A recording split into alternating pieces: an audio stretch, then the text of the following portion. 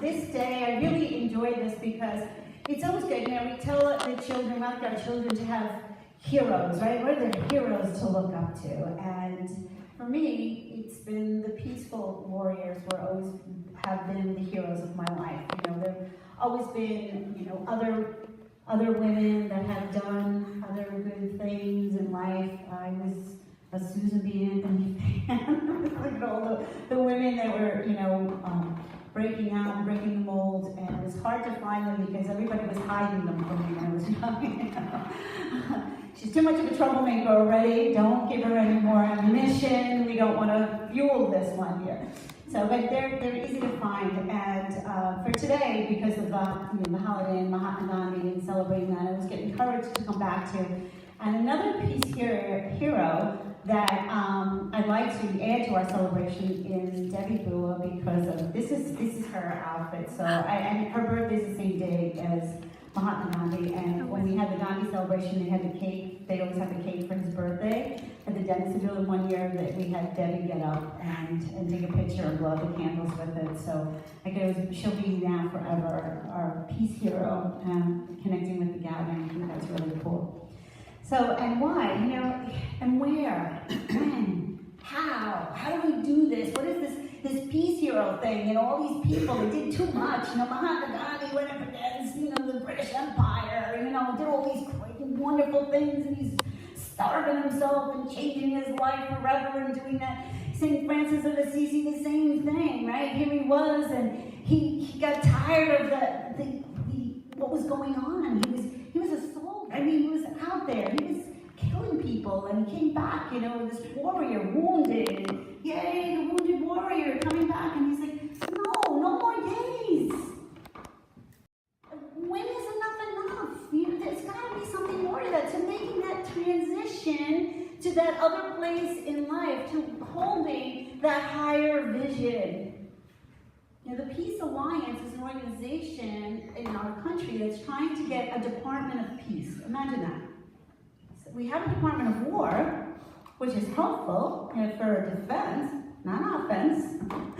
And then we have what about a Department of Peace, whose primary goal is to keep peace and know peace? Because right now, what we do in peace, we send in our troops who are trained in war to keep peace. This does not make sense, right? But I'm not here to be political. I'm here to just show you that what happens in peace, that peace needs to become a priority in our lives, and that we need to take that back individually within our hearts. Because without peace internally, we're going to do that same, you know, crazy contrast that I was just talking about with the Department of War, because that's what we do. We have anxiety within ourselves. I think I know what's right to do. I want to do the nice, peaceful thing, but I'm doing it with anger. And I'm doing it with righteousness. And that's the same thing about putting troops in a time of peace.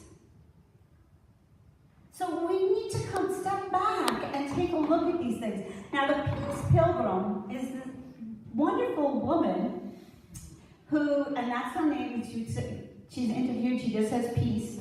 She just gave up her whole self. And you know what she said was the transition of when she changed? Is that she said, that moment that I died to myself. And she talks about this, she gives lectures, again, another thing you can find on YouTube. She passed away in 81. So she was doing this, she was going to walk for peace, and walked all across the country, on foot, on her own. This was her plan for her retirement in life. And she said once she made this decision to walk for peace, she never even got so much as a cold or an ache or a pain in her body. She had this higher energy, was carrying her, and just transcended everything in her life. So she walked in the rain, she walked in the cold, she kept walking. She had, the only thing she owned was what she had with her, what she could hold in her pocket. She didn't have a knapsack, she didn't have anything like that. She had no money. She did not accept money. She did not ask for anything. If someone didn't offer her food, she didn't eat. She would just sleep on the side of the road if that's where she found a place to sleep, and she just kept walking for peace and talking to everybody about peace. And the peace she kept talking about, as she walked from 1953 to 1981. After 25,000 miles, she stopped counting. I think she went almost 6 times across the United States, back and forth. But she walked up and down, back and forth. She even hit some parts of Canada and Mexico. And just everybody she met, because she knew it was a one-on-one job. That the real peace is one-on-one. It's internally into ourselves. And she talked about like this idea of like we have our bodies, and we have our intellect, and we have our emotions, and all 3 of these things, that we have to come to peace with all 3 of them. And we start out in life, and we get, those things dictate our world. We think we dictate them, they dictate us, right? And that's what she said. Everybody gets caught in there, but every once in a while, people hit something, a peak moment, and it triggers that opportunity for awakening. She said that when she was in grammar school, the first thing that really opened her up was first things first. What do you value the most in your life? Do you put that first? Or does everything else get in the way? As in grammar school, she's thinking first things first. Then, as she got into middle school, she was very affected by do unto others as you would have them do unto you. Now, we've all heard these, right? But with all spiritual concepts, it's one thing to hear them, it's another thing to live them. Amen. And that's the challenge that we have, to find the peace within. To say now, enough of talking the talk. It's time to walk the walk. And she talks about now, when you make that decision, you move out of that regular place where you just get those momentary things. Oh, that's a cool idea, or that's a nice thing for peace. And you start to now go into this peace work, which I think is where we find ourselves when we come to a place like Gathering of Light. Where now the peaks are coming, we're looking for a higher calling, a higher connection. But she says those peaks sometimes go really like this. We really start to see a graph going where the fluctuation and the chaos starts to come. And she said it's part of the journey, that we all need to go through that. Right? And so that's where we go. And she says, until you get to a point, and each time you hit that peak, you hit a higher peak each time and higher, and you don't go down as low. It might feel like it is as low because the contrast, now you're going up a little higher. But when you get to that point, all of a sudden, then you start living the principles in your life, and you find that plateau. And then in that plateau place, there's only those once in a while where you dip. It's not dipping all the way down either, but you will dip. And living that plateau and dipping a little bit. And that's the work that we're here today, to live that plateau of really internalizing these peace principles. I'll take a few words out of here. So Mahatma Gandhi says that each one has to find peace from within, and the peace to be real must be unaffected by outside circumstances. Yeah. So in order for your peace to be real, it must be unaffected by outside circumstances. So that's where you find, where am I on this graph? Where am I? Am I going on this thing? Or am I finding myself more here? Now, if I'm finding myself more here, then my peace is not affected by outside circumstances. If it's a little dip, don't worry about that. That happens. You first hear about the thing, it connects you back to it, but you get out of it very quickly, right? Because you don't fall into the dip, right? How far down are you going on the dip? Well, how many times are you telling the story? Too many. There you go. That's how you know you're sliding. I'm sliding down. I'm not staying up here. Going in again, poor me, help me, this one doesn't do this, that one doesn't do that. You know, focus outside, I'm sliding down. But at least we know where we're going.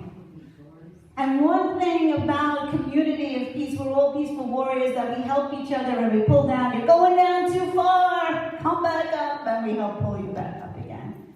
Reminding each other that we are here for a larger cause. The cause that shall create heaven on earth, right? The heaven that is within us, we will bring to earth. So that's Mahatma Gandhi, and he says, our peace is useless without inner peace. So it's useless, so it won't even take us anywhere. St. Francis of Assisi, all the darkness in the world cannot extinguish the light of a single candle. Amen. Love that, we do that. We do that with our candle lighting. Gathering of light, that's what you are, gathering of lights. You are the light. And all the darkness in the world cannot extinguish the light of a single candle. Start by doing what is necessary, then what is possible, and suddenly you are doing the impossible.